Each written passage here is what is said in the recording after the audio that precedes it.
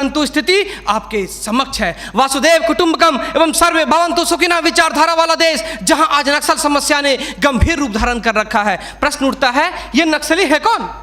समाज के सबसे शांत, शहरों से दूर जंगलों में रहने वाले तथा खेतों के माध्यम से अपने जीवन यापन करने वाले वो लोग जो अपने पूर्वजों द्वारा दिए गए धरोहर को बचाने के लिए सरकार के खिलाफ हथियार बंद हो गए हैं और अंततः ये लोग नक्सली बनने पर मजबूर होते हैं। महोदय, आधुनिकीकरण के नाम पर उन गरीब आदिवासियों की जमीनों को छीन ली गई तथा उन्हें मजबूर कर दिया बंधुआ मजदूर बनने पर, किंतु आज उनकी अधिकारों की कोई बात तक नहीं करता। मन समर्पित, तन समर्पित और यह जीवन समर्पित। मैं पूछता हूं, देश की धरती तुझे क्या दूं, क्यों दूं और किस लिए न्यौछावर करूं अपना सब कुछ तुम पर? क्या इसलिए कि मुझे देशद्रोह जैसे शब्दों से नवाजा जाए या इसलिए कि मुझे फर्जी इनकाउंटर में मार दिया जाए? जी हां अध्यक्ष महोदय, कुछ ऐसा ही समय था जब मान्य सूर्य लखन भैया सोहराबुद्दीन तथा तुलसीराम प्रजापति को फर्जी इनकाउंटर में मार दिया गया। यह कैसी विडंबना है महोदय, हमारे विपक्षी साथी द्वारा मानव अधिकार का संरक्षण किए बगैर ही राष्ट्रीय सुरक्षा की बात करते हैं। जब आम लोगों का कोई अधिकार ही नहीं हो तो इस स्थिति में राष्ट्रीय सुरक्षा का क्या मतलब? मैं पूछना चाहता हूं अपने विपक्षी साथियों से,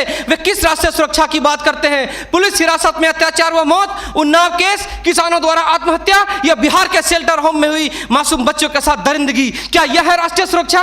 राष्ट्रीय सुरक्षा का अर्थ सिर्फ सीमा की सुरक्षा नहीं बल्कि सीमा के अंदर रह रहे व्यक्तियों की सुरक्षा से भी है। अपने हक को मांगे जाने पर लोगों को नक्सली तथा आतंकवादी करार दिया जाता है तथा यह सुरक्षा देने वाले पुजारी आईपीसी की धारा 124A के तहत गिरफ्तार कर उन्हें देशद्रोह का मुकदमा चलाते हैं, फिर फर्जी इनकाउंटर में भी मार गिराते हैं। जबकि सुनील बत्रा बनाम दिल्ली प्रशासन में माननीय न्यायाधीश ने स्पष्ट किया है कि फर्जी इनकाउंटर हत्या के समान है।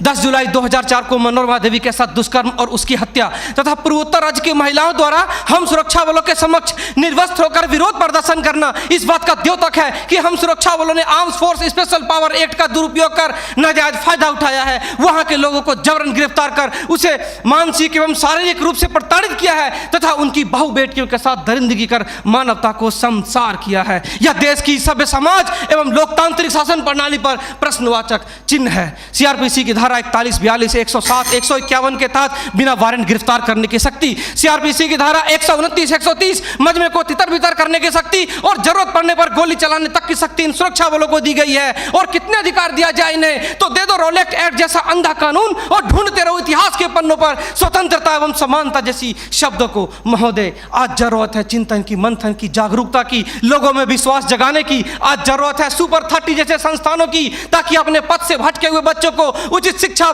भोजन इत्यादि का प्रबंध कराकर उसे विकास के सही मार्ग से जोड़ सके।